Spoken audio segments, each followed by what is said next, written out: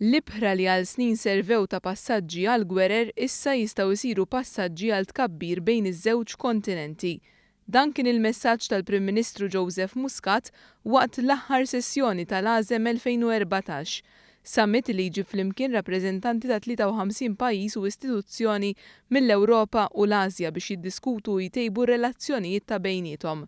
Il-Prim Ministru qal li Malta bir-reputazzjoni tajba ta' reġistru marittimu temmen li s-sigurtà fl-ibħra tista' ssaħħaħ l-iżvilupp ekonomiku. Irrefera b'mod partikolari għal Golf ta' Aden il-barra mill-Kosta Somala, konnessjoni ferm importanti bejn l-Ewropa u l-Asja illi minna jgħaddu 12% tal-kunsenji taż-żejt. F'kummenti lil mezzi tax-xandir lokali tenna li fi żmien ta' inċertezza pajjiżna jista' jkun oażi ta' stabilità.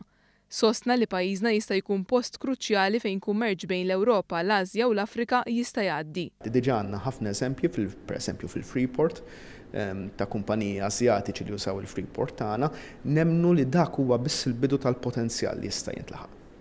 Dwar il-preżenza ta' Malta fl-Asja, qal li l-preżenza Maltija fil-Konsulat ta' Shanghai tista' tissaħħaħ u tittejjeb. Dan biex takkomoda l-bżonnijiet ġodda bħalma huma rotot ġodda tal-ajru u għaldaqstant il-ħruġ ta' viżas.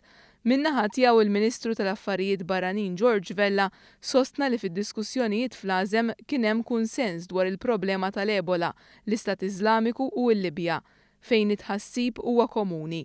Dwar l-Istat Iżlamiku għalhekk. Speċjalment minn pajjiżi anke ta' naħa tal-Asja, pajjiżi Musulmani li tawsuhom imweġġajn illi r-reġjon tagħhom li huma jawżu bħalma nowżu r-reġjon tagħna aħna qed tiġi msebilħa b'dan mod u qed tiġi miżinterpretata minn dawn li għalihom qegħdin jgħidu dawn mhumiex Musulmani dawn huma terroristi li m'għandhom l-ebda